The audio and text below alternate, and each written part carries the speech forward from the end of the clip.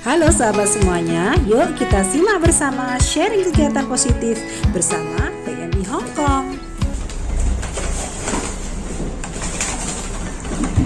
Halo, assalamualaikum warahmatullahi wabarakatuh. Waalaikumsalam warahmatullahi wabarakatuh. Jumpa lagi dengan saya Mas alias channel. Hari ini kita mau ngobrol santai ya, kita mau sharing ya tentang pengalaman kita tentunya. Ya semoga sharing kita nanti bisa pengalaman kita jadi ART.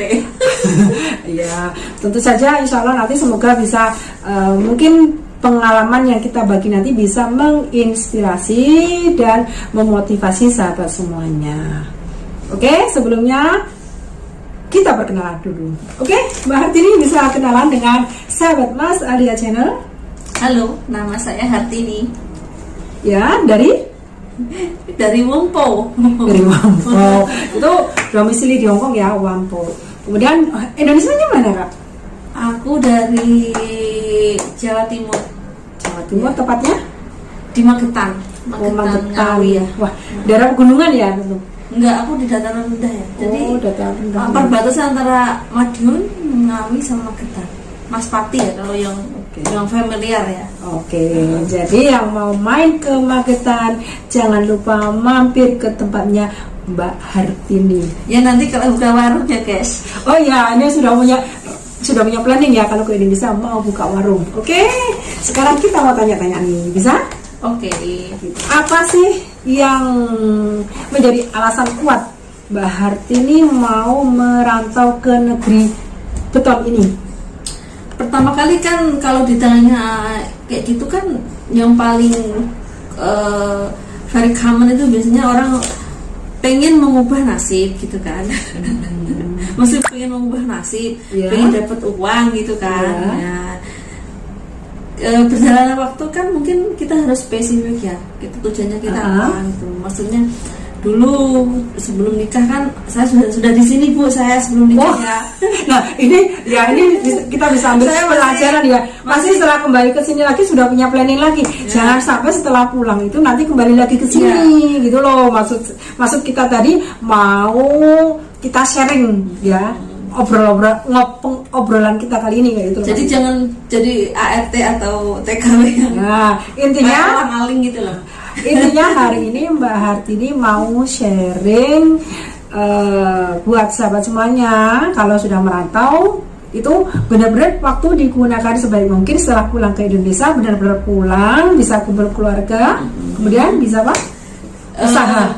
Harapannya tuh financial freedom. Financial freedom. Jadi nggak usah kerja tuh dapat duit gitu loh. Oh kata Bu Sri Mulyani itu biar asetnya yang bekerja, orangnya tidur. Nah ini kan karena sudah biasanya banyak, kan ini kan karena sudah banyak asam garam ya. Asam garam katanya sudah banyak mengenyam pengalaman, jadi sudah bisa mengambil kesimpulan gitu. Jadi tahu benang merahnya di mana. Oke. Oh ya Mbak Hartini bisa cerita nggak sama kawan-kawan? BTW di Hongkong ini liburnya itu gimana? Setiap minggu? Ya, atau gimana? Ya setiap minggu ya liburnya.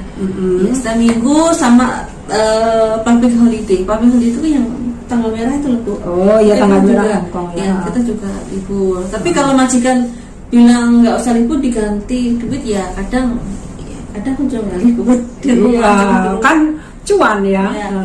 Soalnya kemarin pas pandemi itu kita kan juga jarang, majikanku bilang nggak boleh keluar, jadi aku di rumah tetap digaji. Wah, pundi-pundi dolarnya ngumpul dong. Alhamdulillah. Oh ya, kalau waktu libur itu biasanya aktivitasnya apa Mbak Hartini? Aku dulu kita kan gabung di pekerjaan mandiri. Oh ya, kita dulu di sana kan ya.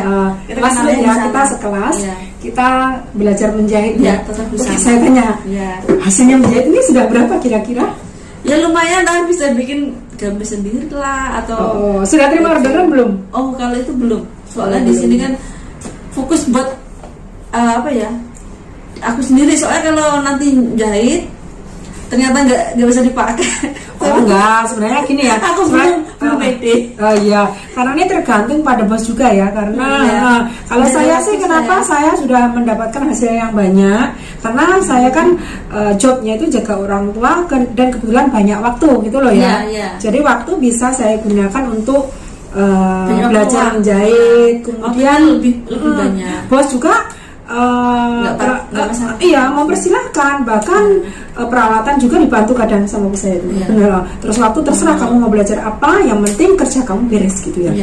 Oke, kalau karena di sini kan memang kerjaannya beda. Saya kan jaga anak, jadi walaupun majikan itu memfasilitasi ya dalam tanda kutip ya, aku juga dibeliin mesin jahit, cuman karena waktunya nggak ada, jadi tahu sendiri kalau jaga anak dua itu yang satu les, nganterin les, yang satu pulang kita jemput, terus belum masak, belum bersih, jadi memang nggak ada waktu saya.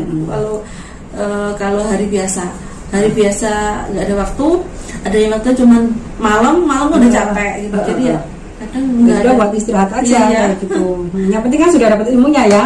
Nanti setelah ke Indonesia bisa diaplikasikan ya. Syukur-syukur nanti di Indonesia bisa membuka peluang pekerjaan untuk orang lain loh. Amin, semoga. Oke, ini kira-kira by the way ada sudah punya planning balik ke Indonesia apa belum nih? Apa jangan-jangan makin betah? Karena gini loh, tadi bosnya baik, otomatis kan setiap bulan cuannya jelas gitu loh ya. Cuannya itu bos. Masih apa ya? Saya masih nyaman di zona nyaman gitu loh. Saya menikmati dulu gitu. Masih menikmati zona nyaman.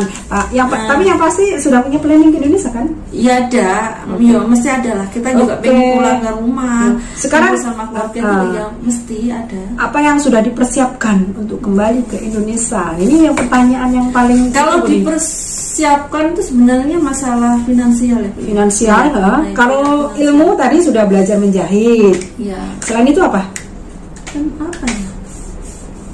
Ya belajar dikit-dikit apa ya di itu soal berharga ibu ya. Itu walaupun belum into banget, cuman ya dikit-dikit lah. Belajar ikut seminar-seminar tentang pengaturan keuangan tentu ya. Itu awalnya dari situ kita tadi bicaranya nggak mau surat berharga masalahnya. Tapi emang duitnya belum terkumpul, jadi sekarang itu masih di zona nyaman. Ya sudah kenal kayak itu, sudah kenal apa kayak nanti kita beli surat berharga atau obligasi atau mungkin ditaruh di pasar saham itu kan ada, cuman memang belum begitu fokus, jadi tahu lah nanti gini tahu, tapi memang ini juga belum ada. Sahabat semuanya, kebetulan di Hong Kong ini banyak sekali seminar ya, workshop tentang pengaturan keuangan, kemudian keterampilan juga seperti itu, dan gratis ya. Itulah kesempatan yang kita ambil ya. Oke, Mbak Hartini, apa pesan dan harapan Mbak Hartini buat sahabat yang sudah nonton konten kita kali ini? Ya, harapannya tuh khususnya bagi kita sesama kaum kita, untuk para PMI ya, dimanapun berada. PMI sekarang kita harus pandai mengatur keuangan gitu loh. Itu aja. Soalnya kalau di rumah itu gaji kan di Indonesia minim ya, seperti pengalaman saya ya. Kalau saya cari kerja di Indonesia paling juga gajinya nggak sebesar kita kerja di sini gitu. Jadi kita harus pandai-pandai mengatur keuangan gitu. Ya sebisa mungkin pengeluarannya tuh diminimalis gitu. Kita harus berani gitu. Mengetatkan ikat pinggang. Iya, leher ke atas kalau bisa ya. Terus leher ke atas. Terus harus harus pintar, harus mulai invest dari harus berani invest baik secara ilmu. Karena di sini kan banyak sekali program pembelajaran itu investasi ilmu tuh jangan sampai investasi bodong. Jangan sampai ini jangan-jangan investasi yang menjanjikan return tinggi, minim resiko itu mesti bodong. Satu itu aja. Kalau ada di antara sahabat semuanya yang diajak dengan seseorang ya untuk melakukan investasi harus benar-benar dilihat baik surat perjanjiannya, peraturannya tuh bener-bener ya untuk apa kayak gitu. Biasanya kalau kalau investasi dia ngomongin tuh di depan manis. Terus perjanjiannya biasanya keuntungan 10% ke atas, nggak pernah ngomong pahitnya kayak gitu. Ya. Itu dimanapun invest itu kan ada high risk high return kan gitu. Iya. Jadi kalau ada yang bilang ditawarin kamu ikut ini beli ini nanti returnnya sekian persen, itu nggak ada namanya apanya itu income, bukan income. Maksudnya kamu nanti dapatnya segini, nanti nggak ada risiko, pokoknya 1 bulan kamu dapat sekian persen, tapi nggak ada risiko. Itu namanya udah harus aware, itu sebenarnya itu adalah bodoh gitu. Iya, jadi harus hati-hati ya sahabat semuanya. Ya itu aja pesannya Mbak Artini. Oke, untuk mengisi hari liburnya gimana? Untuk mengisi hari libur bisa saya dengerin himbauan itu sahabat semuanya. Kalau sampean kan sekarang kan lagi fokus, lagi mager enggak? Soalnya tadi dia bilang lagi ngumpulin pundi-pundi untuk ngisi sahamnya yang beberapa itu. Ya, masih itu nyantol.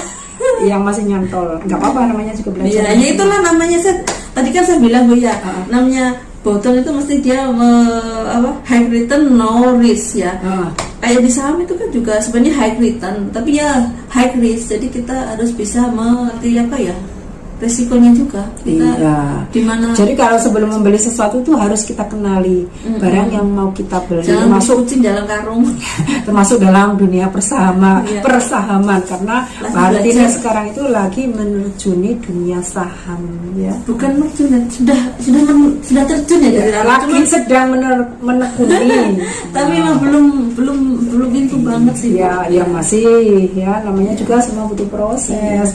Ya itu aja ya harapan Martina buat teman-teman. Mari gunakan waktu libur sebaik mungkin. Kalau ada program belajar, kita ada waktu, kita ikut dong ya. Jangan sampai ketinggalan. Kalau bisa, wah kawanku itu bisa, kenapa aku nggak bisa ya. Kita itu sama-sama sebenarnya kita bisa kok sharing, ngomong, belajar itu nggak masalah sih ya. Kalau bisa itu kita berteman dengan orang yang bisa mensupport kita untuk kita melakukan kegiatan yang positif kayak gitu. Oke, baiklah sahabat semuanya, saya kira sudah panjang lebar ya kita ngobrol tadi ya. Semoga bisa bermanfaat buat sahabat semuanya. Dari saya cukup sekian ya, semoga ngobrol kita kali ini bisa bermanfaat dan memberi inspirasi sahabat semuanya untuk melakukan hal-hal yang positif. Dari saya, tetap semangat, jaga kesehatan dan salam sukses untuk semuanya. Assalamualaikum warahmatullahi wabarakatuh. Waalaikumsalam.